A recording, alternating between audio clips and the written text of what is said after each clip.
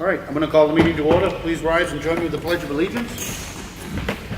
I pledge allegiance to the flag of the United States of America and to the republic for which it stands, one nation, under God, indivisible, with liberty and justice for all.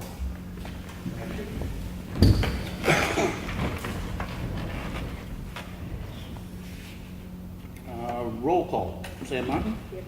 Martha Eldridge? Here. And Rick Morgan's here. Public input. Anybody? We need it for the first time, and I'll have some more time. I got a lot to say. I would just like to submit some letters to Ellen regarding the conditions of our project with 80 Route 16B and Jake Dawson.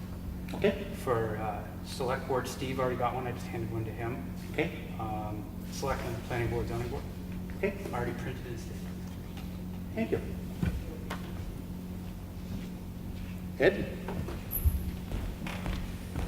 Just to recap, I believe last meeting I had mentioned that I had put a 91A request into the superintendent of the Government Wentworth Regional School District to see if they can help me locate the meeting minutes for their finance committee meetings. They do not exist. I cannot track back how long they have not taken minutes. But the answer I was given was that the main board assumed that the subcommittees, or the committee that's supposed to look at the finance, along with several other committees, were work groups and did not require minutes. And this is 2018. Now, early 2017, somebody in New Durham, a resident, had asked the same question and had the town administrator down in New Durham ask the New Hampshire Municipal Association if that subcommittee, the finance committee, requires meeting minutes. And I have the emails right here. It says, "Good evening. The Board of Selectmen has asked me to check as to whether the regional school board, which has a finance committee for their budget creation and has 4 school board members on the same, the school board has 9 members. Is the school board subject to the provisions of 91A and the maintenance of minutes of the subcommittee meetings?" I would say yes, but before anyone questions this, we wanted to make sure if there were any missing practical provisions in the law. So they got back to them and basically said the same thing I did that I submitted with the 91A request to the school administrator, which was that if the regional school, and this is the New Hampshire Municipal Association actually answering it, if the regional school board has created a subcommittee of the board called the Finance Subcommittee, that subcommittee is a public body subject to all procedural requirements of the right to know law, including holding public meetings with notice and producing minutes of those meetings within 5 business days. Here is the relevant provisions of RSA 91A. I won't read them, but it basically spells out what a meeting is under 91A, and it spells out the definitions. So it's specific, and it actually says a subordinate body thereof or an advisory committee. So even if it's a work group, as they were calling it, they still require minutes. Oversight, there's no way you can prove intent, so I'm going to assume that they didn't know that that they were supposed to take minutes. I don't know how long this went back. So that means that the actual subcommittee finance meetings that are designed and held at the SAU were designed to create and go over as a work group the details of a $52 million budget. It is 52, correct? Not It's over 50. 50. I'll say 50. $50 million budget. No minutes. Now, mind you, minutes don't have to be in incredible detail. They have to say, it has to be posted, the meeting minutes have to state who was in attendance and what was the general discussion. So out of those minutes, even if they took them, most likely you would not be able to read them and know exactly, line by line what was changed and all the details in it. That information was always brought up to the main board for everybody to vote on as a board, but there was no committee meetings. Now, I don't know how long this went to the past. So that said, there may be some legal issue because it's a requirement in the law that you have some type of continuity of record that you're meeting. So basically, technically, they had a publicly posted meeting, no minutes. It just could be for years. I don't know when it started. So that's the news. So I have confirmation there's no meeting minutes. They said from now on they will. If you watch the school board meeting, they did say that they will be taking minutes for now on in the subcommittee. But not because it's required by 91A, because they don't have any problem doing it. You have to watch the meeting. There's another issue, that issue's closed. My second public comment is the county. I recently had to file legal action against the county commissioners again. You're aware that 4 or 5 years ago I had to do the same thing under 91A because they weren't maintaining their records. And there were years of meeting minutes that are still missing to this day. And they were in complete disarray. They have certainly straightened that out. And then if you remember a few years later, the delegation had to appropriate $1.4 million. You recall that? Because there were no audits for years. You remember that? By statute, the audits and the annual reports are supposed to be done 90 days after the close of the fiscal year. It's in statute. It does not say you may. It does not say you should if you want to. It says shall. It said that, I think, since it's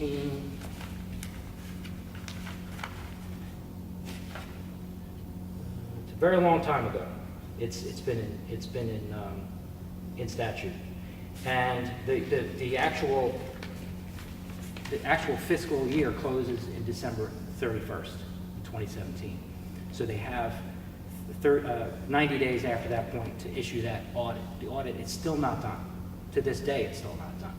The delegation has shown concern that why is it not done? Why is it not done? And we're not getting any answer.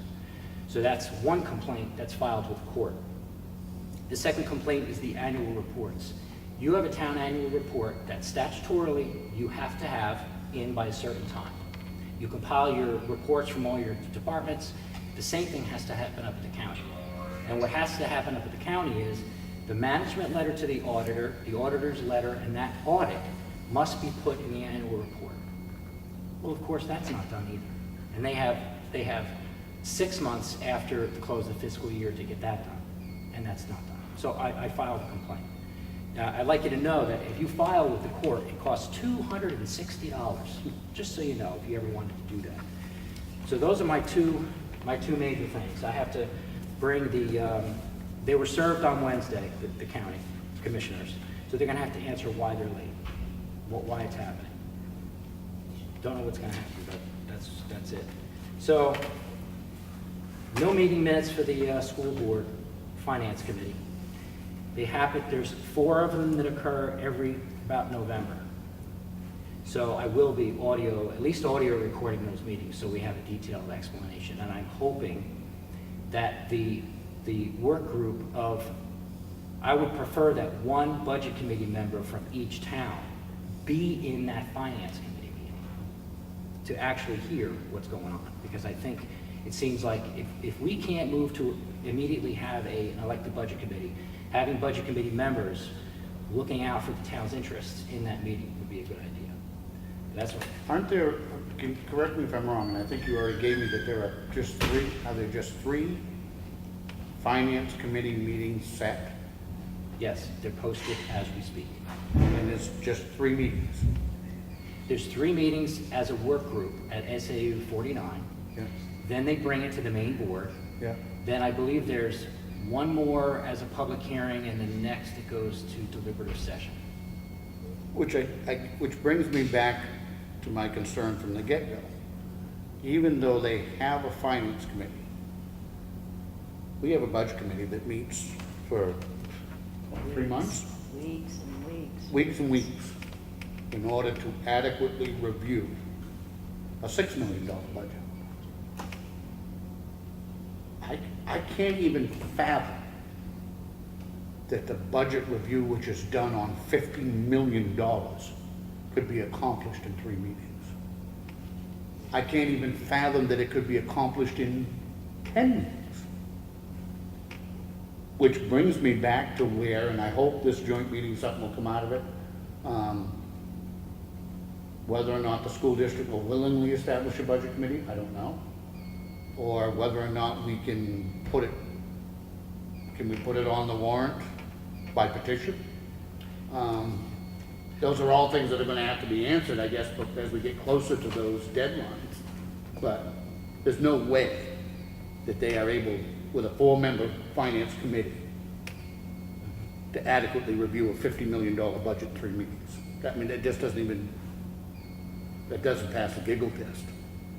I think not having meeting minutes, I don't know why I had not checked it. I mean, I was busy, bringing up lawsuits to the county over the years.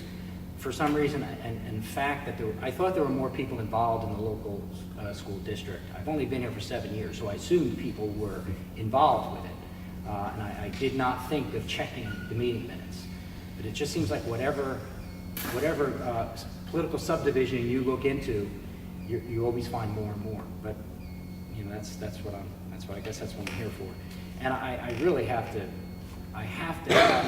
to speak to Wolfboro and Tuftonboro. Just the fact, like you said, 3 meetings to go over a budget, that should concern Wolfboro too. I mean, if you just look at the amount that Wolfboro pays, even though there's an apportionment formula and everything else at play, that should still be concerning, that there's no minutes, and that what happened in those meetings. I would just love, and I can't, there's no record, so. I don't know about New Durham, you certainly have a budget committee, right? Wolfboro. Oh, yeah. They do. I know that everybody has, but I'm sure New Durham does. No Effingham. Effingham? Yes, it does. Yes, Yeah, they do. They do? Yes, So, in I fact, mean- their chair, from the budget committee, has attended some of those finance committee meetings to discuss the apportioning formula and possible changes to it. Now, whatever came of that, I don't know all the details of what would ever happen to that. But I think we're heading in, it seems like not a positive direction, but it is a positive direction when you discover the stuff. It's being discussed, which always, sometimes it just takes shining light on something to change it too, so. Yep. We'll see. And I'm hoping that people will attend the finance committee meetings who have, budgetary backgrounds to be able to fish through, what's happening. So. Yeah, but I still come back to the same disadvantage. Even an experienced budget committee member would never try to tackle a budget of $50 million in 3 meetings. No. Period. I mean, it just, I can't even imagine how you begin to do that. But if the public doesn't have if the public does not attend the meetings I and agree. understand the process, maybe there's a part of the process that we don't know. And the fact that I'm saying this, there's a $52 million budget, it's just it's blowing my mind that we're sitting here as people that pay for it and nobody really knows. So now I'm vested too because I'm paying the bill too. So I really want to know what's going on. So as I find out, I'm telling everybody else. So that's the situation we're in. Thank you for the update. Anybody else? A budget of that size, there's a term that's loosely used amongst companies, and it's called budget dust. And it's monies that just they're in a budget line item, but they don't really know quite where that goes. And $50 million, a small percentage is a very large number. Again, I want to make sure that I continue to say I'm not shooting at any one of our school board members. These are good people who spend a great deal of time for no money out of concern for our children's education. That all being said, and I'm going to keep bringing it back to what we've been able to do here, and it's been a concerted effort by our department heads, our budget committee, this board, and town meeting, that we've been successful in reducing the town tax rate now 4 years in a row. I believe we're going to make it a 5th year in a row. That only happens with commitment, and that only happens with commitment from the bottom to the top. In challenging and looking at those, we had a retiree we chose not to replace. Those are sometimes hard decisions, but those are decisions that have to be made. Our budgets haven't gone down, and I keep making sure I also remind people, our budgets go up every year. Everything goes up the same way it goes up in your own home. The trick, if you will, is to simply control your spending to grow at a smaller rate than what your revenues are. And if you do that, the tax rate goes down. It's no different than what you do in your home. It's just that the numbers are a whole lot bigger. But if the little town of Ossipee, a relatively poor community, if we can do it, the county can do it, the school district can do it, the state can do it, and the federal government can do it. Because it's the same exact principle, it's just they're bigger numbers. I don't want to hear it can't be done, because if we can do it here, it can be done Federal government everywhere. can't do it. Federal government can't. It could do it, if it were committed to do it. Yeah, if they. And that's why I'm saying it takes that budget, but that budget review is a huge part of that. Yeah. It's a huge part of it. Anyway, I don't want to spend a whole lot more time at flogging a dead horse. Anybody else on the public input? Mr. Howard? Yes, I attended that joint meeting between the planning board and the zoning board. I didn't make it back in Littleton in time. I understand it was a fiasco, and I've been invited to watch it. I will be. But Yes, unfortunately, things went unfortunately the way that I anticipated that they would. And what was incredibly frustrating is the planning board seems to show a lack of decorum, respect for applicants.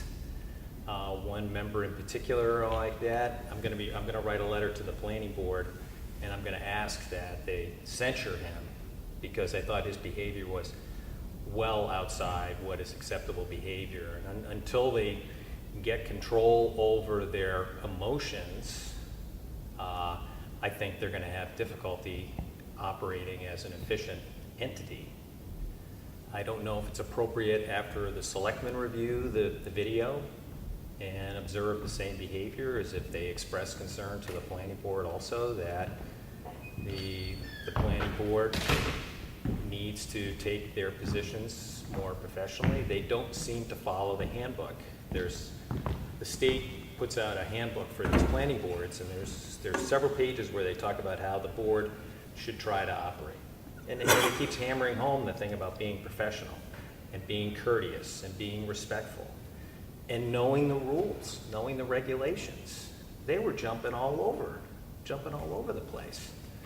You know, we had Connie making a comment about, he asked Jake Dawson how many trucks he had, and Jake's doing a comment, I think I have more than 10 trucks. You have a truck terminal. Truck terminal's not permitted in the Water Resource Conservation District. To me, a truck terminal is not something that just happens to have 10 trucks parked on the property at any one time. And you go online and you look at definitions, and there are specific definitions for truck terminals. And there were several other off-the-cuff kind of remarks about, oh, I think you're going to have to look at, you're going to have to do this and that. It should be cut and dry. It should be, if this is what your intended use is, let's look at what district you're in. Let's see if it's appropriate. If not, it's either not permitted or under a special use permit, or it's permitted. And then go through the different little line items. And they're not doing that. Not that I've ever seen. They said they did checklists.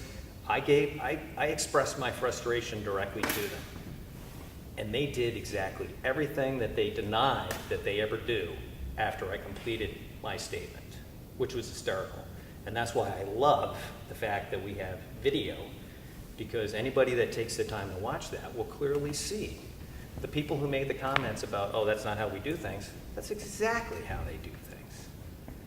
It became apparent to me following the meeting that if the town's going to move forward with trying to be proactive in attracting businesses, this Ossipee Economic Development Council is going to be an integral part.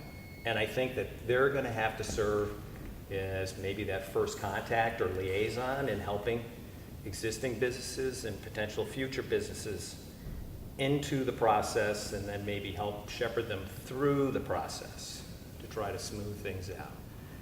I don't have any faith right now that the planning board would pick up the mantle and try to help somebody get through the process. I don't disagree with that, and I've had this conversation myself with Ash. I do believe one of the things that I think could be extremely important for our Economic Development Committee. Now, granted, we've tasked them with quite a task here in a relatively short period of time. One of the things we asked them initially was to take a look at our zoning ordinance and come back to us with recommendations about places that they thought that we needed to change. So I assume that is ongoing as, you know, on a regular basis. I do think, and I said this last week and I'll say it again, and this is not just for commercial. This is just as important for that couple that's trying to build a house. That we develop a system that does not put up roadblocks, but that grabs those persons and welcomes them to town. And then by all means, get them through the process. Site plan review has a very valid purpose, very valid. It is one of the ways that our zoning ordinance ultimately truly determines the type of building, what the building looks like, whether or not it's got enough parking spaces, I mean, and on and on and on and on, that are important things to have happen. This is nothing that Connie and I haven't talked about directly. This is nothing that I didn't say directly to that board when I was visiting on Sam's behalf a year ago.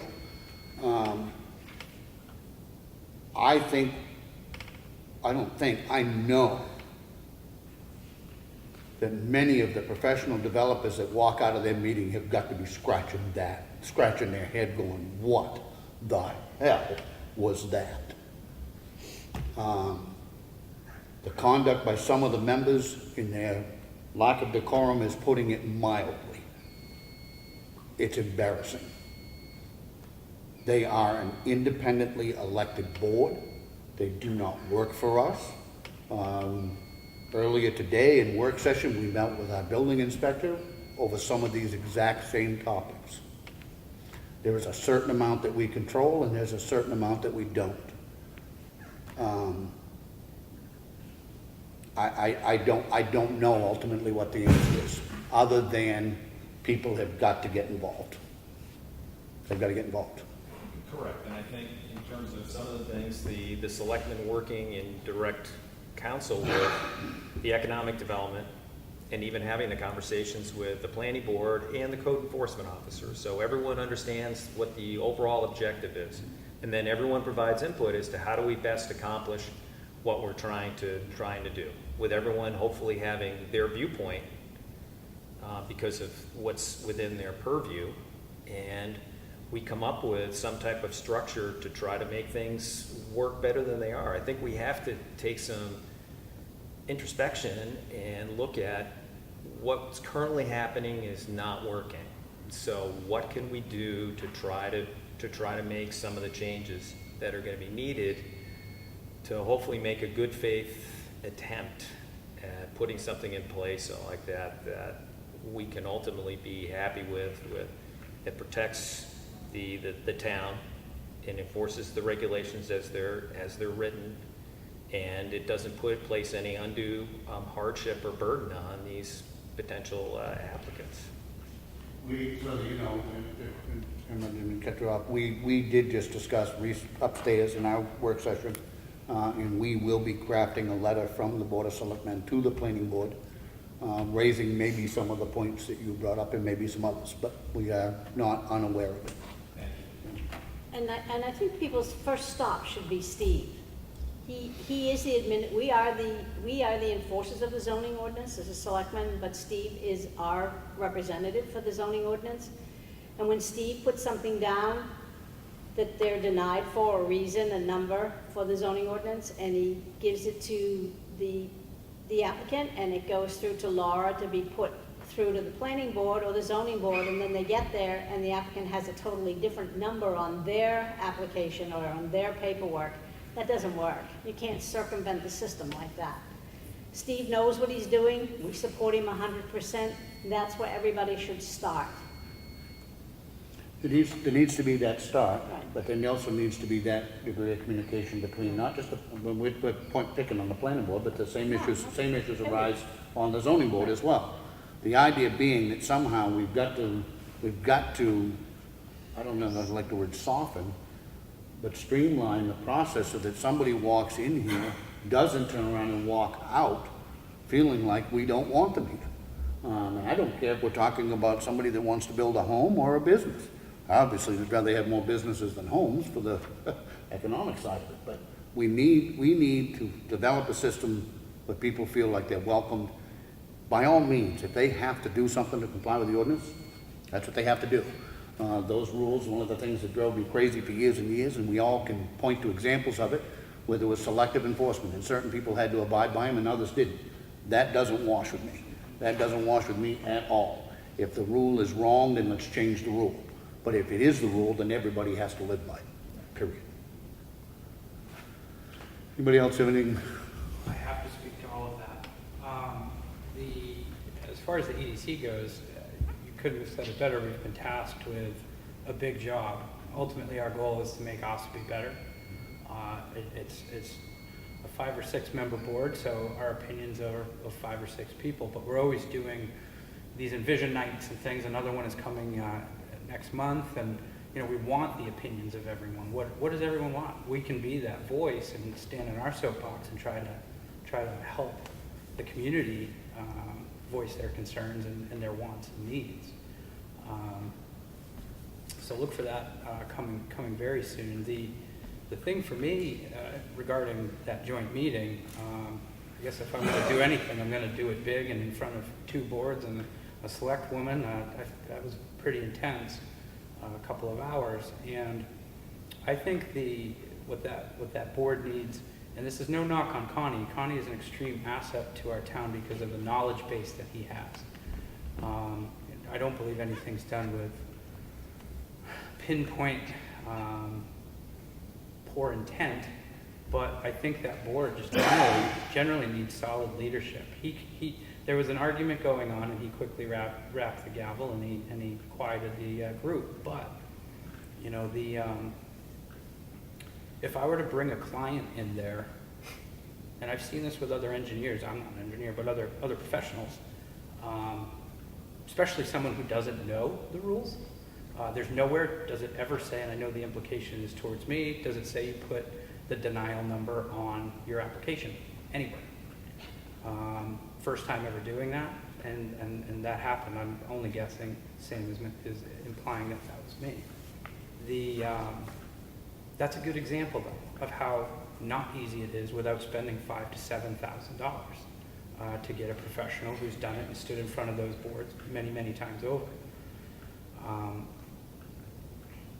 To defend that implication, what I did apply for in verbiage is not what the denial letter was. So I can prove that, and thanks to government oversight and also the audio tapes of the ZBA meeting in July 10th, that the lines were definitely crossed. Miscommunication, mistakes happen, totally understand, but it's not clear cut like you're applying. Back to my original point, if I were to bring clients in there, I would be wildly embarrassed. In fact, 2 years ago, prior to government oversight actually videoing that board, I watched the director of the Mount Washington Valley Economic Development Council and two ladies come in only to share information of more free education for the board members. And they got, I can't tell you how badly they were spoken to condescendingly. And as they left, I actually got up and went and apologized. And if I were to bring someone who wants to come into this town and spend $1 million, $2 million, $10 million, $50 million, you never know, I would wildly be embarrassed if that was the decorum of the board.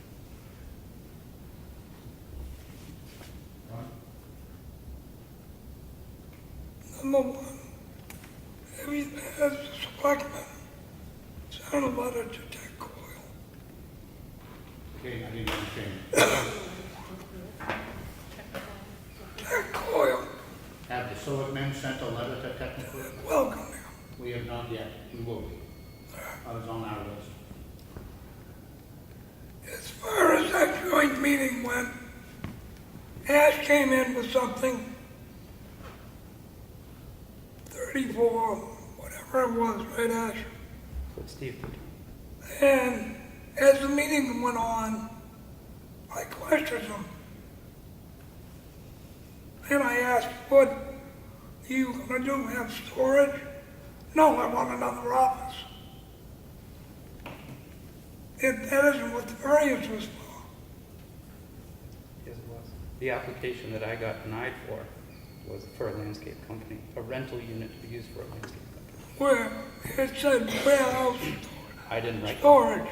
I can show you the application, I did not write I that. know that. Okay, all right, I just do not have a bunch of back and forth, because we're not gonna solve that gap. Sorry, Chairman. But- That's all done and over with. Correct, hopefully. I have two members on the board, actually, three that can be very argumentative, very opinionated.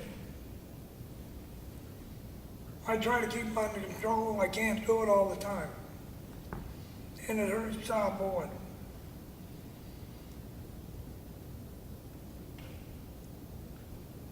And the argument that started the other night is between two of them. And it's bad feelings.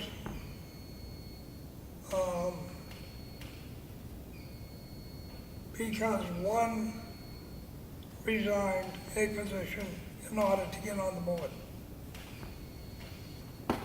And there was back and forth prior to this meeting about that, and that's where that comes from. As far as the laws are concerned, when someone comes in for a site plan, they have a checklist. Right on the top of that checklist, it says, if it doesn't apply, put NA.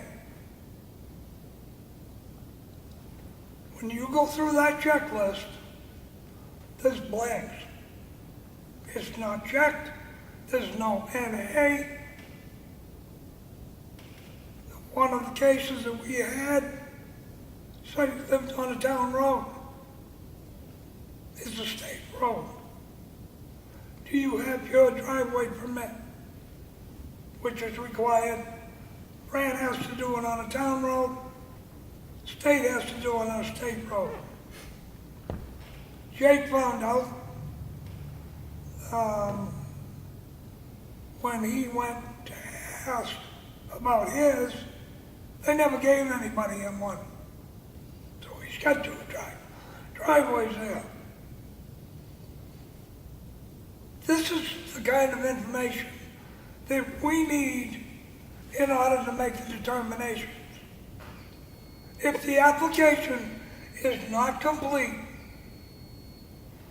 deed, fire chief's letter, etc.,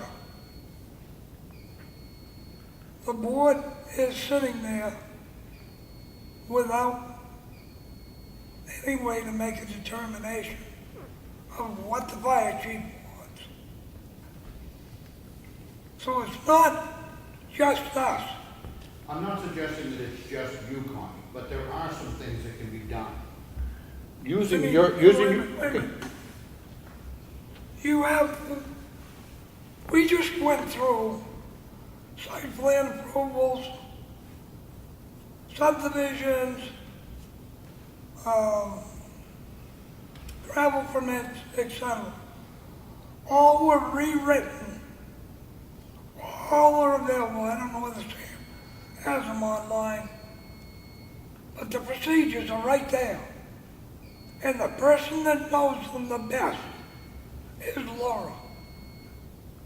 When people come in, she's told me that she's sat down with people for a checklist of the application 5 and 6 times. She's a saint. And that's your point person. Because everything has to be turned into her. Okay.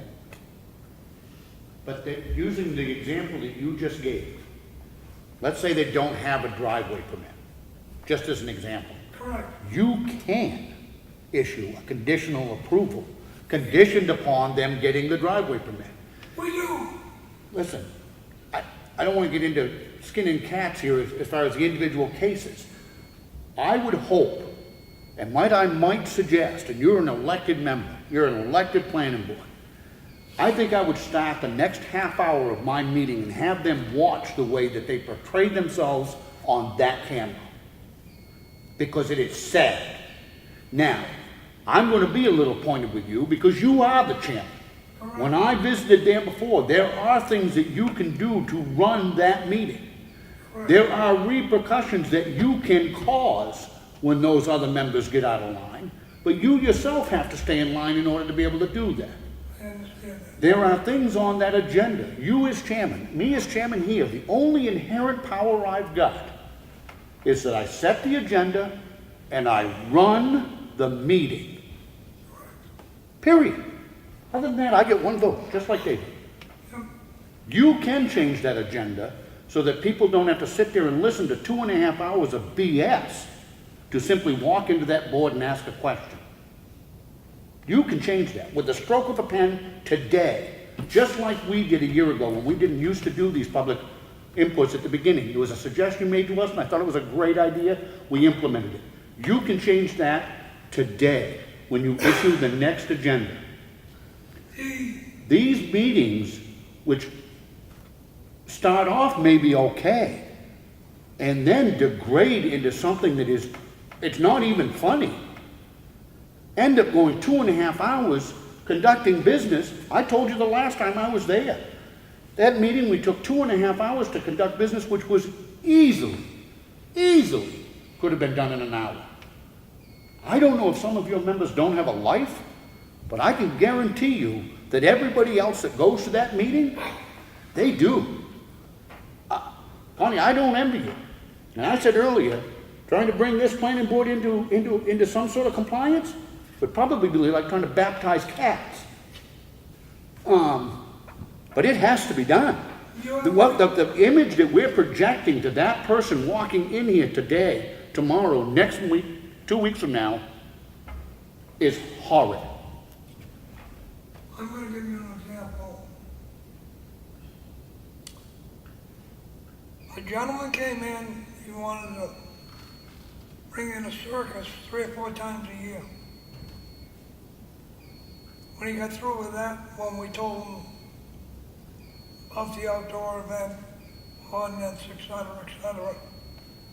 he said, well, I want to put storage units in. Okay. At the end, I said to him, to inform you, Ralph Buchanan's adding, Ossipee storage is only 1/3 of Hill. There's another one down on 16 that just got approved. Ash's comment to me was, you shouldn't discourage business. I'm trying to be informative to the gentleman, and this is the criticism I get. The other day, I was asked by a citizen about the trucks. That's why I brought it up. You're asked a question, and the three of you make a decision. I brought 3 things up that were asked to me by town people. Should I ignore them? No. I'm not suggesting you ignore them, but and I don't think it's necessarily with you that I was told about, but I was told that a member of that planning board looked right at an applicant and said, we already have enough restaurants. Now, if that was said, that is an asinine statement to be made to anyone. That the applicant who was there to do a restaurant was told by a member of our planning board that we already have enough I restaurants. did not hear that. If that was said, that is an asinine position for a member of our planning board to take, period. I don't think it is to our planning board to tell anybody what they should establish for a building, what they should establish or want to establish for a business. The last thing I knew, this was a free market system, and Ossipee is still a part of it, I hope. I mean, we also should inform an applicant. I don't think it's your job to inform them that we have too many restaurants. I No, don't I'm think it's your job. I'm not saying that. But I mean, I don't want to see a guy go out and spend 50, 100, 150,000 and without being informed. But with all due respect, I think, you know, if he was a friend of yours and I said to Sam, don't go into the, maybe shouldn't want to go into the storage business because there's 3 other storage places and they're not full. I don't think that's a place for the planning board to tell them that. I don't think it's your job. I didn't say it that way, Rick. I said to inform you, this is what's happening in town. Now, your point person would have to say that too. If you appointed someone, and someone came and said, well, I want to put more storage in.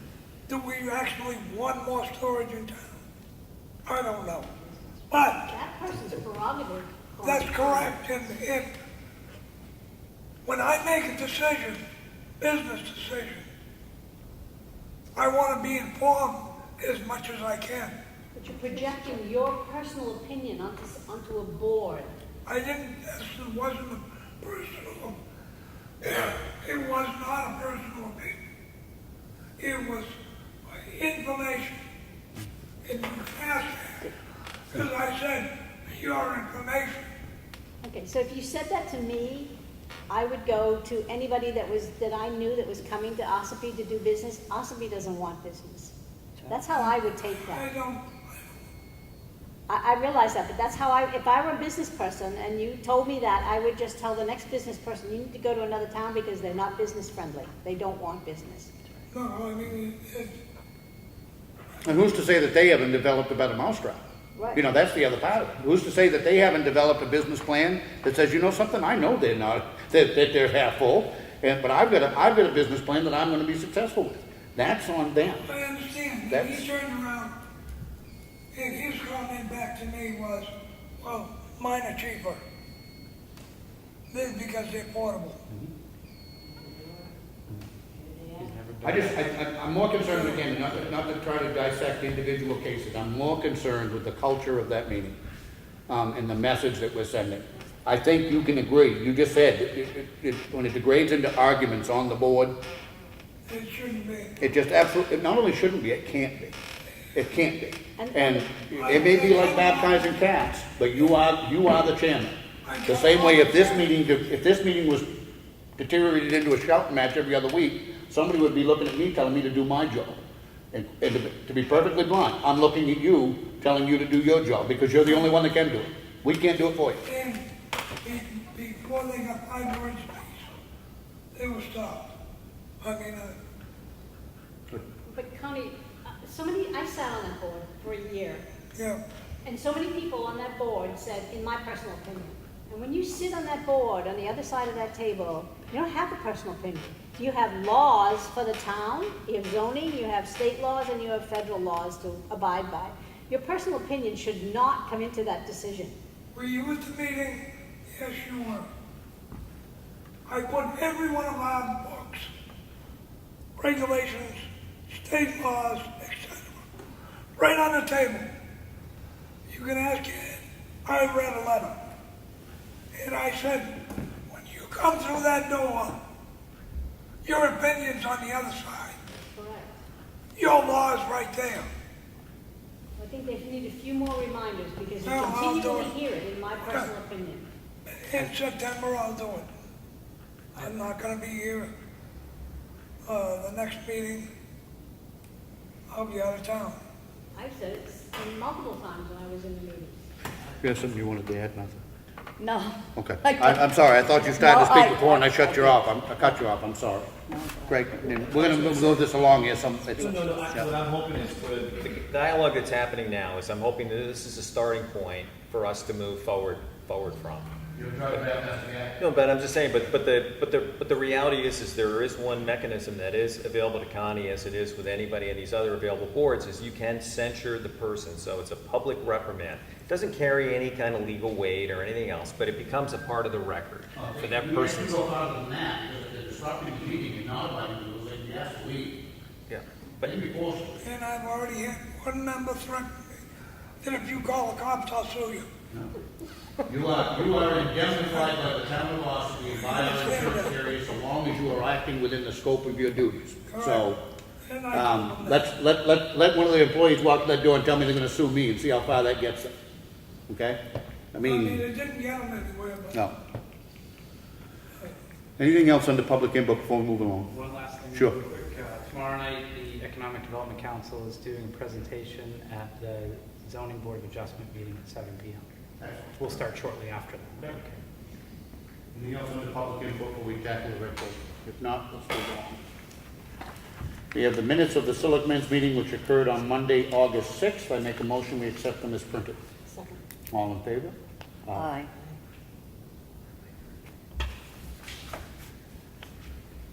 I do have to announce, I get sidetracked here. This afternoon, we held a non-public session under RSA 91A32D, which is on the title of acquisition. And we also had a short non-public session under 91A32C, which is a tax matter with our, it's working on a payment arrangement with our, on a resident with our tax collector. And I'll make a motion, we seal both those minutes. Second. Any discussion? All in favor? Aye. If I don't do it, I'll forget it. We have the minutes of the Selectmen's work session and finance meeting, which occurred on Monday, August 6th. I make a motion, we accept them as printed. Second. All in favor? Aye. And again, it may seem like we blow right through this, but we have all individually had a chance to review everything that's in the red folder prior to the meeting. Excuse me. Check voucher totals, we had payroll for week ending 8/11 in the amount of $45,038.32. We had accounts payable for week ending 8/6 in the amount of $30,832.41. We also dispersed to our precincts, the 5 precincts, $111,344 even, for a total dispersed last week of $187,214.73. We also had accounts payable for water and sewer, which we track separately, in the amount of $4,321.85. I make a motion we sign. Second. All in favor? Aye.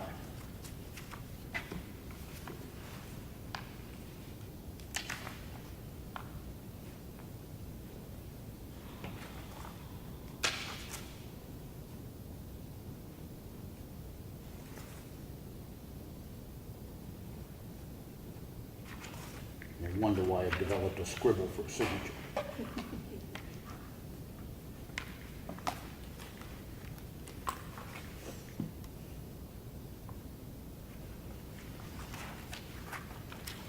There's a payroll reimbursement request from water and sewer in the amount of $3,795.79. I make a motion we sign. Second. All in favor? Aye.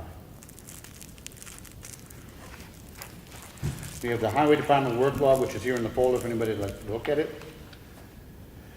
We have the minutes of the Economic Development Council meeting, which is here in the folder if anybody would like to look at it. We have an email which was received by Water and Sewer. This is regarding the DES leak detection survey grant, which we have been fortunate to receive the last 2 years. This is for the acoustic leak detection survey. They're going to be doing here in Ossipee on September 15th through the 17th. And that again is at no charge to us, which is a really good thing. It helped find a lot of leaks the last time they were here, and this will do the rest of the system, doesn't it? That's right. So it's very good. We have an interim agreement, an interim extension of our cable television franchise agreement.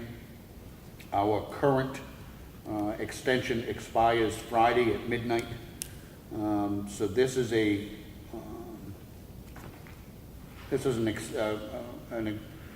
title of it is Extension of Cable Television Franchise Agreement between the Town of Ossipee and Charter Communications.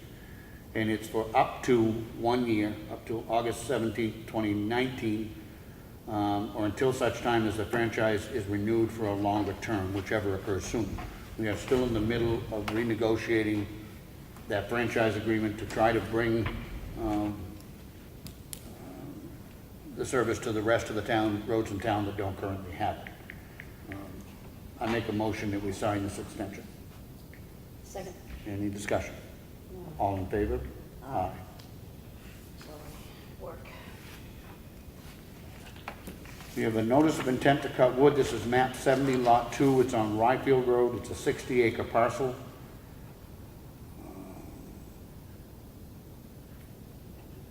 Gayla McLucas is the owner. R.C. McLucas is the logger. Does not say if the taxes have been paid. Actually, they have issued a bond.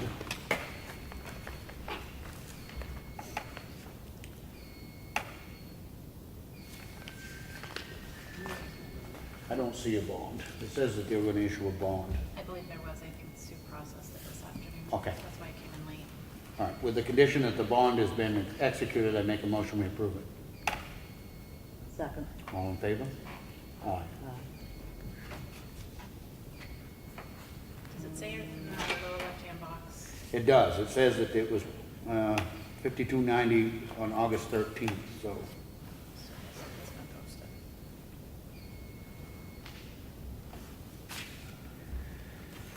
We have a timber cut report and tax warrant. This is on part of the timber that's being harvested down at the state forest.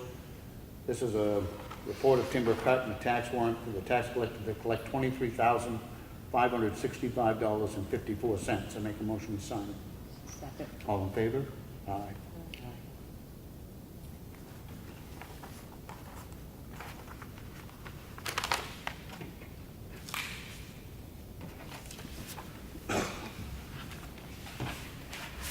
We have a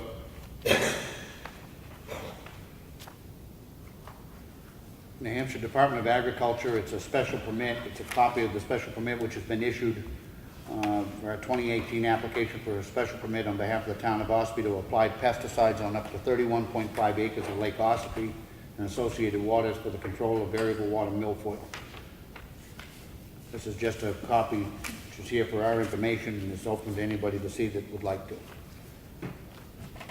We have a wetlands permit application, which again is only here for people who have an interest in it. This is on, sorry, really where it was. For somebody to install a boat lift anyway.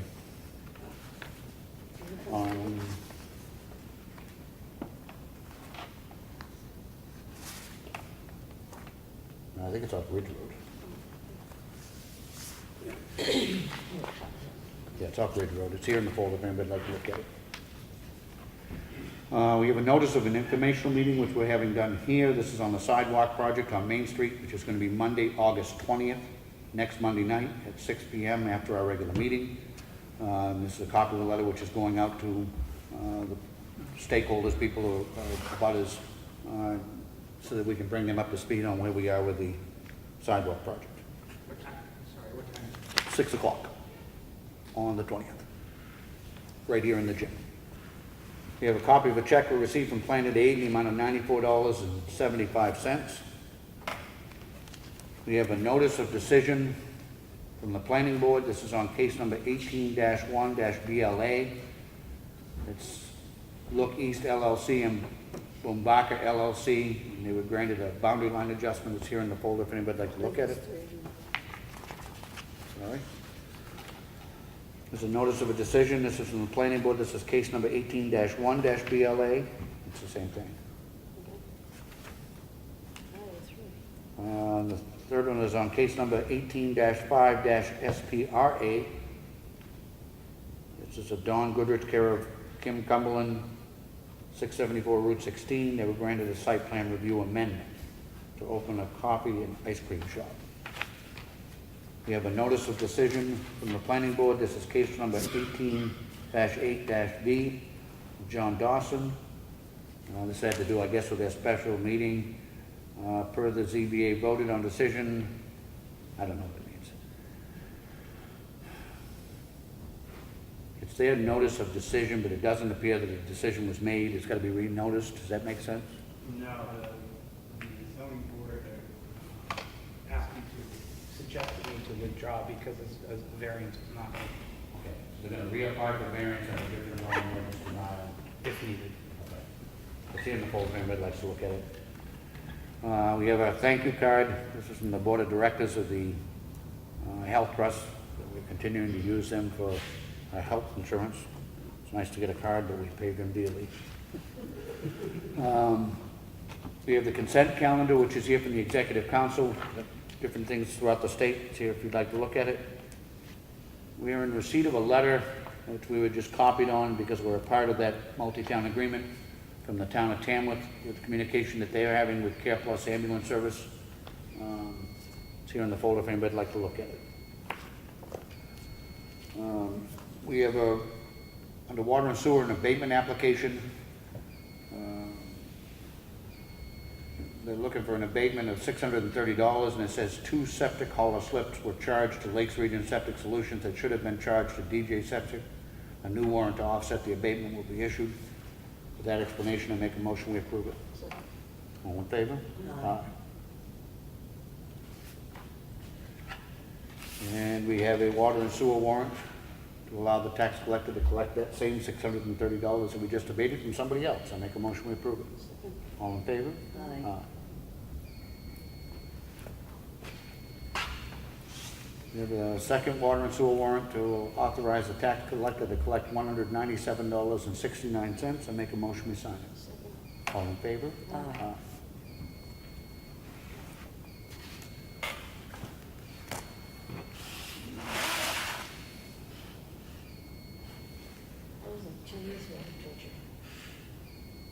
That concludes the red folder. And while we're hearing that buzzer out here, can you see, is that? Brad's gonna change the schedule of the generator, so. I think it's the generator schedule. The generator goes through an automatic test and it's been set to do it every Monday, which we will definitely be changing, and hopefully that's going to negate that beeping. Well, it's going to be beeping on Tuesday night when nobody's here. Anyway, so, red folder's done. Old business, Boston Post came. They have been sent off to engraving awards and gifts to be engraved. And as soon as we receive them, we'll have Okay. an award ceremony. Excellent. Anything new at 28-171? No, nothing new on that one. Sidewalks, we got the meeting next Monday night. We're going to meet next Monday night. And I also contacted DOT, because it was about I think it was 2 weeks ago, they announced to us that everything looked pretty good. They're going to be sending us a maintenance agreement. So I've forwarded an email over to them asking what the status of that was. I also am in the process of been starting to receive all my quotes for the parcels of that project that will be bid out, like the granite curbing, the concrete aprons with the detectable warning devices go on and stuff like that. So those prices are all coming in now. So we're starting to put this whole thing together now. So. Transfer station fees, we're going to leave it on there, but we haven't come to an agreement yet. Covered bridge, anything new, Brad? No, there was a call when I was up here last week's meeting from that family we're waiting on the construction easement for. The brother from Florida that was supposed to come up and sign it did come up and sign it. I guess I don't know if there was an issue, didn't quite understand it on the witness part of it, and he was going to hopefully have that resolved and have it to me last week sometime. It didn't happen. Put a call into him today, and I didn't hear anything back before I came up here. So. Any new on the DES permit for the sand down at County Line? No, but it did go through the Conservation Commission Wednesday night, got their signature on it. I received the USGS maps from White Mountain Survey, came in on Friday. So I think there's one other map I got to put together with it, and that'll be able to go out. So it should be going out very quick. It'll be a 10-day turnaround on it. So. I mean, I know we're running out of summer, but I still want to get it done, and then we'll be there. Anything else that you have for us? Another question I have is, it's brought to my attention, I think it was Thursday afternoon. As you know, we have the White Pond boat ramp issue going on in the state, stuff like that. But we also have one down off the end of Harper's Ferry Road, feeds into Duncan Lake. And that is all completely washed out. Apparently somebody was backing the boat in last week one day, and it was rough enough that it actually broke something on the trailer, and it flipped the boat, a small boat, fishing aluminum boat there, bounced it off the trailer, and right as it was going into the water there. I'm going to go down and see it probably tomorrow. I didn't get a chance today to look at it, and I don't know if I'm reluctant to go down and because that's down near the edge of the water, or what we can do, something like that. What I'll do anyway, I'll probably take some pictures of it and go down and look at it tomorrow and prepare something for you guys to look at on Monday and kind of see what you think we can or can't do with that. And I think that, well, two things. I'm glad to hear your reluctance, but at the same time, that, unlike the other one, which isn't ours, that one is ours. That is clearly an Ossipee, town of Ossipee owned ramp at the end of that road. What I would suggest is that you get those pictures, email them right off to DES and ask them what can you do without triggering the DES wetland permit process.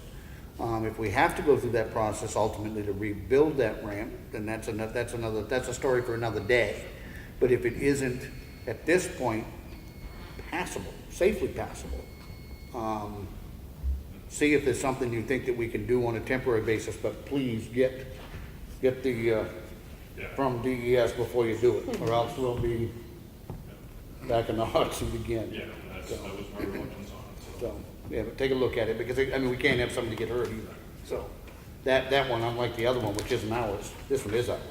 So the ultimate answer might be to actually do the full-fledged permit thing and actually pave that right down to the edge of the water, then it's, I wouldn't disagree with that. Yeah, I mean, you know, a permanent fix. The reality, you might actually put some cement into the water, might, yep. in order for that not to erode, but maybe there's something you can do on a temporary basis. I mean, if it's just huge potholes or something at the very end that they'll let you do without the full-blown permit. Well, if you take a look at it. Anybody have anything else on the public input? The old business or new business, Martha? No. Selma? No. No upcoming meetings? And I make a motion we adjourn. All in favor? Aye. Thank you. Before I have those precast concrete timbers,